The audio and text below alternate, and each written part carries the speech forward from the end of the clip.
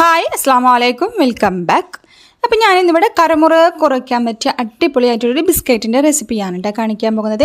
കുട്ടീസിനൊക്കെ ഏറ്റവും ഇഷ്ടപ്പെടുന്ന ഒരു റെസിപ്പിയാണ്. കാണാനായാലും നമ്മൾ സാധാരണ ഒരു അണ്ടി ബിസ്ക്കറ്റില്ലേ ആ ഒരു രൂപത്തിലുള്ള ബിസ്ക്കറ്റിൻ്റെ റെസിപ്പിയാണ്. നല്ല അടിപൊളി ടേസ്റ്റാണ്. എന്നാൽ സിമ്പിളായിട്ട് തന്നെ നമുക്ക് വീട്ടിൽ റെഡിയാക്കി എടുക്കാൻ പറ്റും. ഇനിയിപ്പോൾ പുറത്തുനിന്നും അവർക്ക് വാങ്ങിക്കൊടുക്കേണ്ട ആവശ്യമൊന്നുമില്ല കേട്ടോ. ഇതുപോലെ നമുക്ക് സിമ്പിളായി റെഡിയാക്കാം.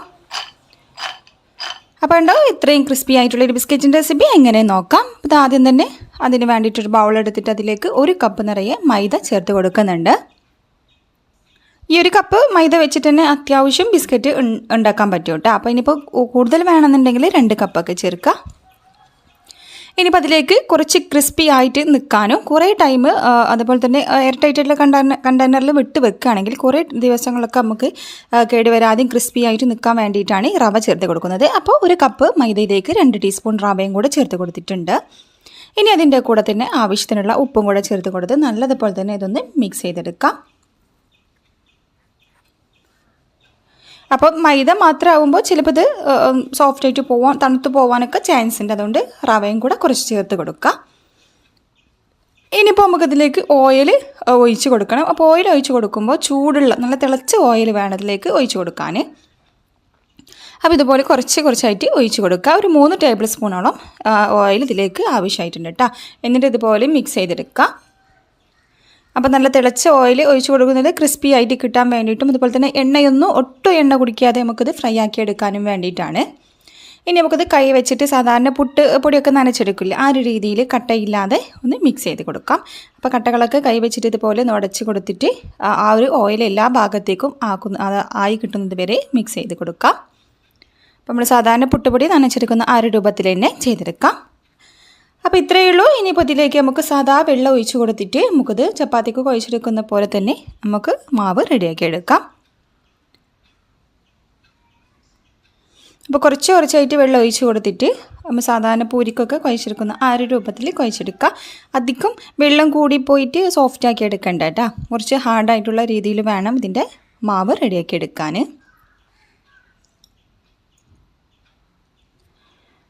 അപ്പോൾ ആവശ്യത്തിനുള്ള വെള്ളം ഒഴിച്ച് കൊടുത്തിട്ട് നമുക്കതൊരു ഡോ ആക്കിയിട്ട് മാറ്റിയെടുക്കാം.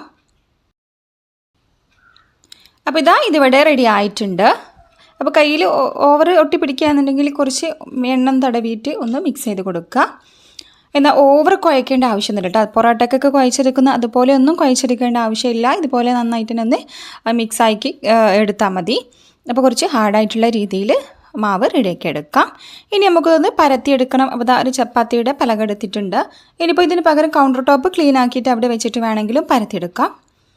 അപ്പോൾ ഒട്ടി പിടിക്കാതിരിക്കാൻ കുറച്ച് മൈദ ഒന്ന് ഇട്ട് കൊടുത്തിട്ടുണ്ട്. ഇനി നമുക്കിതൊന്ന് പരത്തിയെടുക്കാം.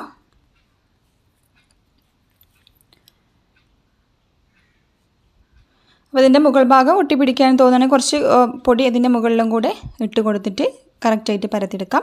അപ്പോൾ പരത്തിയെടുക്കുന്ന സമയത്ത് ശ്രദ്ധിക്കുക, നമ്മൾ സാധാരണ കുബൂസൊക്കെ റെഡിയാക്കി എടുക്കില്ല, അത്യാവശ്യം തിക്നെസ്സിൽ ആ ഒരു കട്ടിക്ക് വേണം ഇത് പരത്തിയെടുക്കാൻ. ഓവർ തിന്നാക്കിയിട്ട് പരത്തരുത്, കുറച്ച് കട്ടിയിൽ വേണം പരത്തിയെടുക്കാൻ. നമ്മൾ കുബൂസൊക്കെ പരത്തിയെടുക്കുന്ന അതേ രീതിയിൽ കുറച്ച് കട്ടിയിൽ പരത്തിയെടുക്കുക. അപ്പോൾ ഞാൻ കാണിച്ചു തരാം കേട്ടോ. അപ്പോൾ ഇതിവിടെ പരത്തിയെടുത്തിട്ടുണ്ട്, കണ്ടല്ലോ. ഇത്രയും തിക്കായിട്ട് വേണം ഇത് പരത്തിയെടുക്കാൻ. അപ്പോഴായിരിക്കും നല്ല പെർഫെക്റ്റായിട്ട് നമുക്കിത് ഉണ്ടാക്കിയെടുക്കാൻ പറ്റുക. ഇനി നമുക്കിത് കട്ട് ചെയ്തെടുക്കാം. അപ്പോൾ ഞാനിപ്പോൾ ചെറിയൊരു ബോട്ടിലിൻ്റെ മൂടിയാണ് കേട്ടോ എടുത്തിട്ടുള്ളത്. ആ ഒരു മൂടി വെച്ചിട്ട് നമുക്കിതുപോലെ ഒന്ന് കട്ട് ചെയ്ത് മാറ്റാം. അപ്പോൾ ആ ഒരു ശരിക്ക് ആ ഒരു അണ്ടി ബിസ്ക്കറ്റിൻ്റെ ആ ഒരു ഷേപ്പ് കിട്ടാൻ വേണ്ടിയിട്ടാണ്. അപ്പോൾ ബോട്ടിൽ മുഴുവനായിട്ട് തന്നെ മുഴുവൻ ഭാഗം എടുത്തിട്ട് കട്ട് ചെയ്യരുത് കേട്ടോ. ആ ബോട്ടിലിൻ്റെ പകുതി ഭാഗം വെച്ചിട്ട് വേണം കട്ട് ചെയ്തെടുക്കാൻ. അപ്പോഴായിരിക്കും ഇതുപോലെ ആ ഒരു അണ്ടി ബിസ്ക്കറ്റിൻ്റെ ആ ഒരു കാഷ്യൂവിൻ്റെ ഷേപ്പിൽ നമുക്ക് ഇത് കിട്ടുക. അപ്പോൾ ഉണ്ടല്ലോ ബോട്ടിലിൻ്റെ പകുതി ഇതുപോലെ നമുക്ക് മൊത്തമായിട്ടും കട്ട് ചെയ്ത് മാറ്റാം.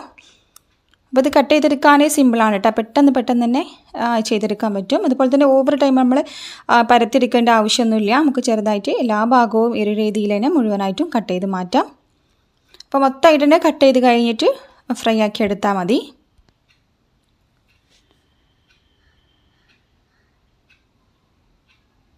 അപ്പോൾ ഞാനിപ്പോൾ ഇവിടെ മുഴുവനായിട്ട് തന്നെ കട്ട് ചെയ്ത് വെച്ചിട്ടുണ്ട്. ഉണ്ടല്ലോ ഈ ഒരു രീതിയിൽ ഈ ഒരു കട്ടിക്കും വലിപ്പത്തിനൊക്കെ അനുസരിച്ച് കട്ട് ചെയ്തെടുക്കുക. ഇനി നമുക്കത് ഫ്രൈ ആക്കി എടുക്കണം. അപ്പോൾ അതിന് വേണ്ടിയിട്ടുള്ള ഓയിൽ ചൂടാക്കാൻ വെച്ചിട്ടുണ്ടായിരുന്നു. അപ്പോൾ ഓയിൽ വില നല്ലതുപോലെ തന്നെ ഒന്ന് ചൂടായി വന്നിട്ടുണ്ട്. നമുക്കിതിലേക്ക് ഓരോന്നായിട്ട് ചേർത്ത് കൊടുക്കാം. അപ്പോൾ ഓയിലിലേക്ക് ഇട്ട് കൊടുക്കുന്ന സമയത്ത് ഓരോന്ന് സെപ്പറേറ്റ് ആക്കിയിട്ട് ഇങ്ങനെ എടുത്തിട്ട് വേണം കേട്ടോ ഇട്ട് കൊടുക്കാൻ. മീഡിയം ഫ്ലെയിമിൽ, ഹൈ ഫ്ലെയിമിൽ വെച്ചിട്ട് ഓയിൽ നല്ലതുപോലെ തന്നെ ചൂടാക്കി എടുക്കുക. അതിനുശേഷം മീഡിയം ഫ്ലെയിമിലേക്ക് മാറ്റിയിട്ട് വേണം നമുക്ക് ബിസ്ക്കറ്റ് ചേർത്ത് കൊടുക്കാൻ. അപ്പോൾ അതിൻ്റെ ഉൾഭാഗമൊക്കെ ഒന്ന് വെന്ത് കിട്ടണമല്ലോ. അപ്പോൾ അതുകൊണ്ട് തീ കൂട്ടി വെക്കരുത്, മീഡിയം ടു ലോ ഫ്ലെയിമിൽ വെച്ചിട്ട് വേണം ഫ്രൈ ചെയ്തെടുക്കാൻ.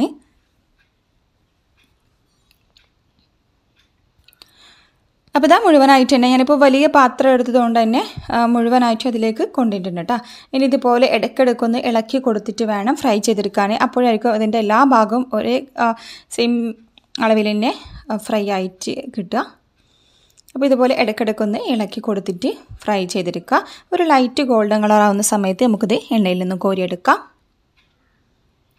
അപ്പോൾ ഇതാ ഇതിവിടെ കളറൊക്കെ ഒന്ന് റെഡിയായി വന്നിട്ട് നല്ല ക്രിസ്പി ആയിട്ടും വന്നിട്ടുണ്ട് കേട്ടോ. അപ്പോൾ നമുക്കിത് എടുക്കുന്ന സമയത്ത് തന്നെ മനസ്സിലാവും അത്യാവശ്യം നല്ല ക്രിസ്പി ആയിട്ടുണ്ടാവും, ആ ഒരു സൗണ്ടൊക്കെ വന്നിട്ടുണ്ടാവും. അപ്പോൾ ഉണ്ടല്ലോ ഇത്രയും ആയി കിട്ടിയാൽ മതി. നമുക്കിത് മൊത്തമായിട്ട് തന്നെ എണ്ണയിൽ നിന്ന് കോരിയെടുക്കാം. ഒട്ടും എണ്ണ ഒന്നും കുടിക്കില്ല കേട്ടോ, ഒരു തുള്ളി പോലെ എണ്ണ ഒന്നും കുടിക്കില്ല. അപ്പോൾ ആ ഒരു ടെൻഷനൊന്നും വേണ്ട. അപ്പോൾ നമുക്ക് പെർഫെക്റ്റ് ആയിട്ടും ചെയ്തെടുക്കാൻ പറ്റും. ഒട്ടും ഫ്ലോപ്പ് ആവാത്തൊരു റെസിപ്പിയാണ്. ഏത് ആളുകൾക്കും സിമ്പിളായിട്ട് ചെയ്തെടുക്കാൻ പറ്റിയ ഒരു സ്നാക്കാണ് കേട്ടോ അത്.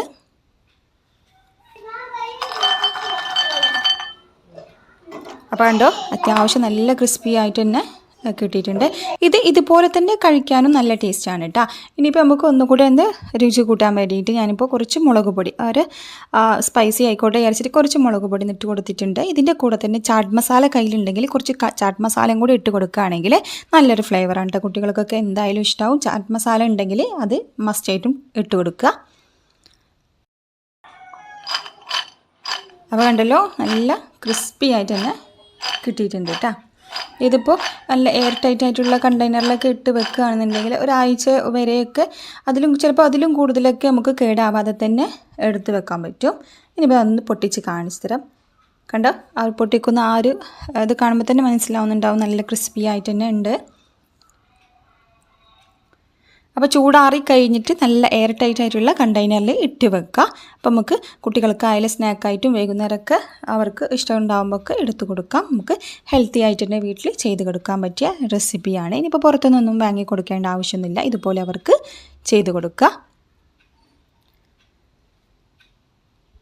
അപ്പോൾ ഈ ഒരു റെസിപ്പി മസ്റ്റായിട്ടും എല്ലാവരും ഒന്ന് ട്രൈ ചെയ്ത് നോക്കുക. കുട്ടികൾക്കൊക്കെ എന്തായാലും ഇഷ്ടമാവും. ട്രൈ ചെയ്തിട്ട് അതിൻ്റെ ഫീഡ്ബാക്കൊക്കെ അറിയിക്കാൻ മറക്കരുത്. വീഡിയോ ഇഷ്ടപ്പെട്ടാൽ ലൈക്ക് ചെയ്യുക, ഷെയർ ചെയ്യുക, കമൻറ്റ് ചെയ്യുക, സബ്സ്ക്രൈബ് ചെയ്യുക. അതാരെങ്കിലും കാണുന്നവരുണ്ടെങ്കിൽ പ്ലീസ് ഒന്ന് സബ്സ്ക്രൈബ് ചെയ്ത് സപ്പോർട്ടും കൂടെ ചെയ്യാം. അപ്പോൾ ഇത്രയുള്ള ഇന്നത്തെ video. Thanks for watching. By.